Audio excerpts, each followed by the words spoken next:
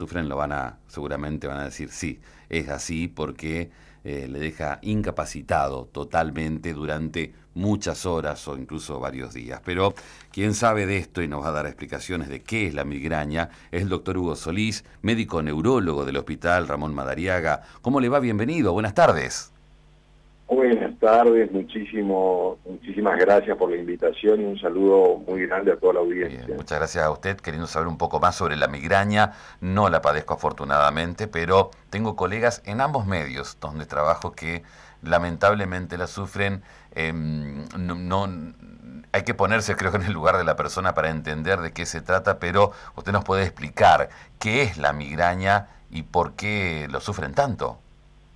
Bueno, muy interesante esto que me comentás, ¿no? La frecuencia, aproximadamente el 10% de la población padece migraña. Ujú. Es la segunda cefalea o dolor de cabeza, como lo conocemos vulgarmente, más frecuente del mundo, ¿no? La segunda cefalea en orden de frecuencia. La primera y la más frecuente es la cefalea tensional, ¿no? Ujú. Y siempre es importante por ahí plantearse algunas diferencias entre la migraña y la cefalea tensional.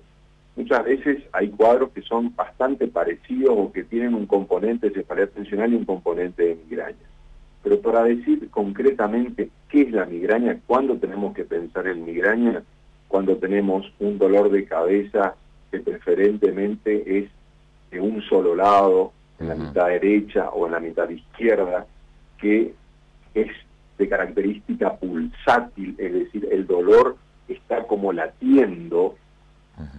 Ese mismo dolor va aumentando, se vuelve cada vez más intenso, me genera molestias de la luz en algunos momentos, me genera molestias de los ruidos, a Sí. punto tal que hasta mi propia voz me puede generar molestias o incrementar la molestia. Tengo que interrumpir en algunas ocasiones lo que estoy haciendo, la actividad que estoy haciendo, porque Ajá. por ahí me pueden dar náuseas, ganas de vomitar, tengo Sí. que estar en una habitación oscura.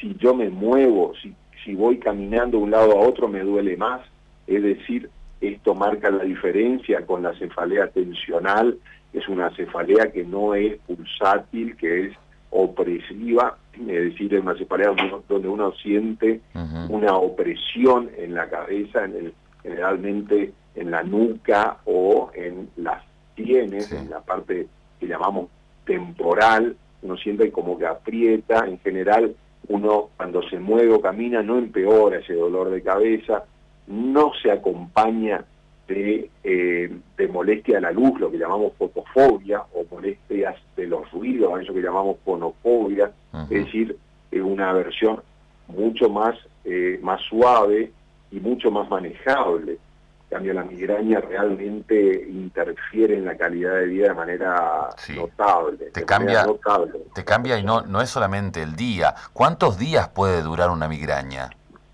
Buenísima la pregunta. El tema es así, si no tomamos ningún analgésico, hemos Ujú. tenido pacientes que pueden estar 3 días con una crisis de Apa. migraña. Ujú. Hemos tenido también algo que se llama estatus migrañoso, que es una condición en la cual esa persona tiene tanto, pero tanto dolor de cabeza, es tan, pero tan intenso que hay Ujú. que internarlo, Ah. porque no podemos controlar ese dolor de cabeza, esa crisis de migraña, si no es a través de la medicación Ujú. endovenosa en una habitación tranquila, a oscuras, donde realmente ahí la medicación endovenosa empiece a hacer su efecto y empiece a controlar el cuadro, ¿no? Ajá. Eso también ocurre. Ahora, yo le preguntaba, usted decía 3 días, pero yo, por ejemplo, la persona tiene esta migraña 3 días consecutivos, depende del dolor también, y después, ¿cuándo vuelve a tener nuevamente? ¿Pasa un lapso de tiempo? ¿Puede tener a los días? ¿Cuántas veces en un mes? Bueno, eso es sumamente interesante y es una gran pregunta porque varía. Hay Ujú. pacientes que tienen como un comportamiento, mira, vamos a hablar un poquito también de en qué sexo es más común, es un poco También, más eso es importante. frecuente en las mujeres. Y Ah. vemos que es bastante más común en distintos momentos del ciclo menstrual, ¿no? Siendo por ahí más común durante la menstruación o en la ovulación. Y hay pacientes, mujeres, por ejemplo, que en rigurosamente todos los ciclos menstruales, cuando están por menstruar o cuando están ovulando, tienen crisis de migraña. Hay otras mujeres que no tienen ese inconveniente. Y después también, por supuesto, hay pacientes varones que tienen migraña muy, pero muy intensa. ¿Y con qué frecuencia? Eso es bastante errático, Hay gente que tiene un episodio de migraña cada 3 meses, cada 4 meses. Sin embargo, hay gente que tiene episodios de migraña y esto no la verdad que puede impactar mucho, pero tiene todos los días. Tiene todos los días, o tiene de los 30 días del mes, 20, 22, 25 días del mes. Es decir, un impacto y un deterioro en la calidad de vida terrible, ¿no?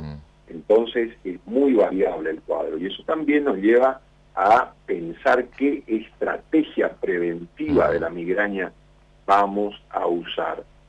¿Cuán agresivos vamos a ser nosotros como médicos para prevenir la migraña? No es lo mismo a alguien que tiene una vez o 2 veces en el año esa crisis de migraña que esa persona que está teniendo 2 o 3 veces por semana, ¿no?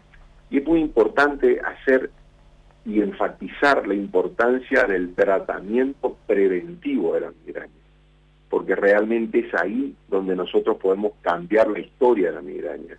Cuando nosotros hablamos solamente del tratamiento de ataque de la migraña, es decir, cuando yo le digo a un paciente tomate un ibuprofeno o vamos a poner una vía con un analgésico endovenoso, yo estoy llegando al final de lo que es el ciclo neurobiológico de la migraña.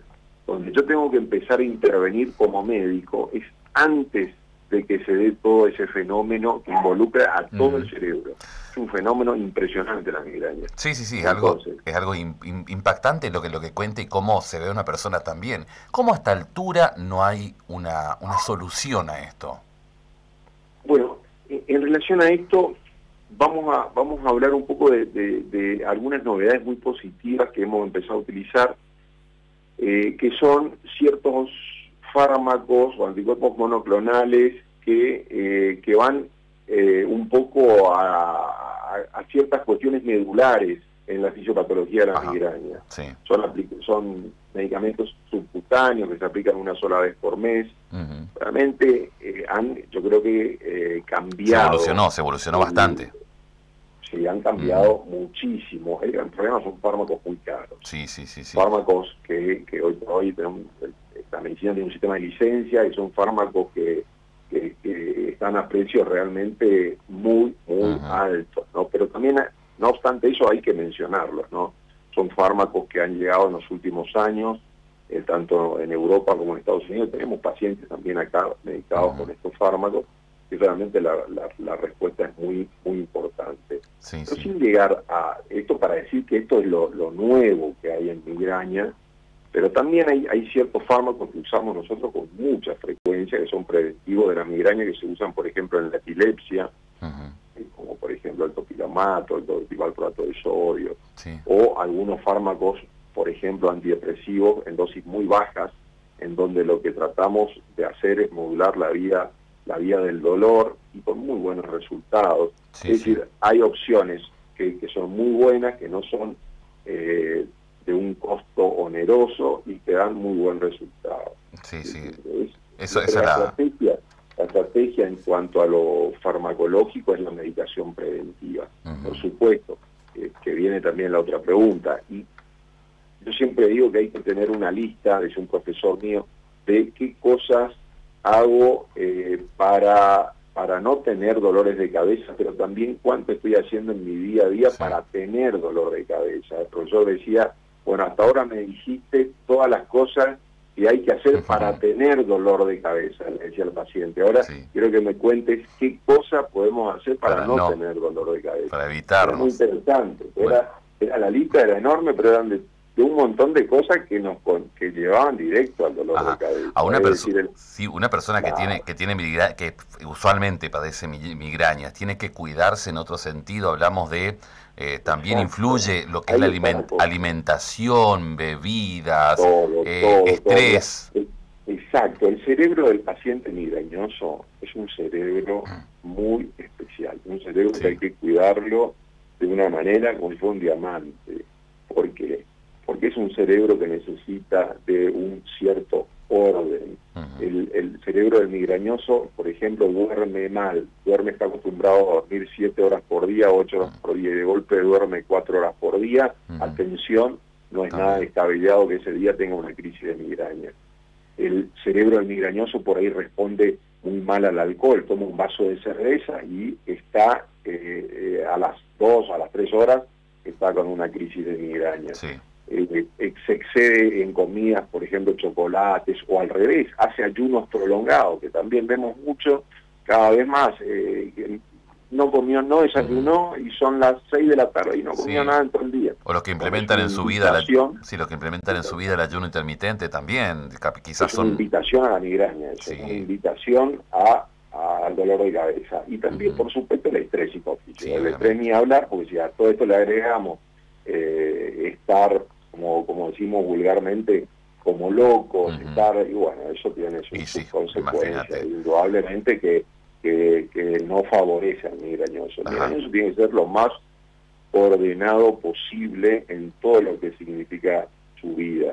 Es así, es una característica, una peculiaridad que tiene, es importante conocerse a sí mismo. Nunca mejor la máxima, conócete a ti mismo, que en esta enfermedad, ¿no es cierto? Y es hereditario. Tiene mucha base genética la migraña, es muy común que la mamá tenía o que tenía el papá, muy común.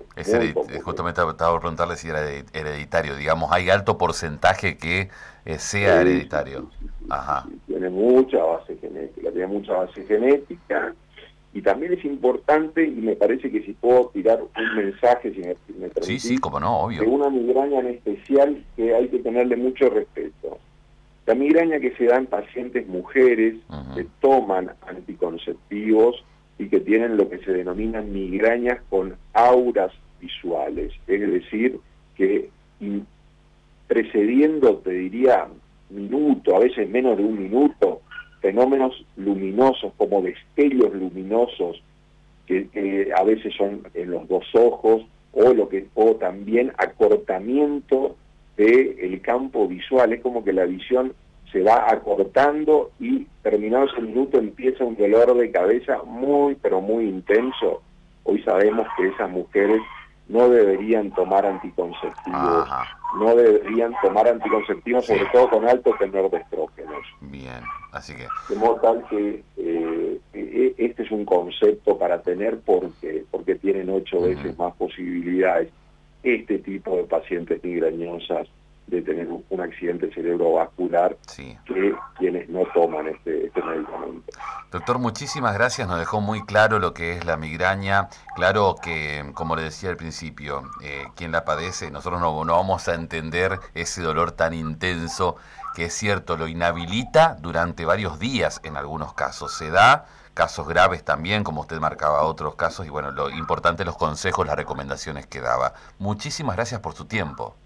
Al contrario, un placer, a sus órdenes, un abrazo grande, un saludo grande a la audiencia. Muchísimas gracias, hasta luego, doctor. Gracias por su tiempo. Bueno, teníamos la explicación de lo que es la migraña, las recomendaciones también, obviamente tomen en cuenta lo último que decía el doctor Hugo Solís, que es médico neurólogo del Hospital Ramón Madariaga.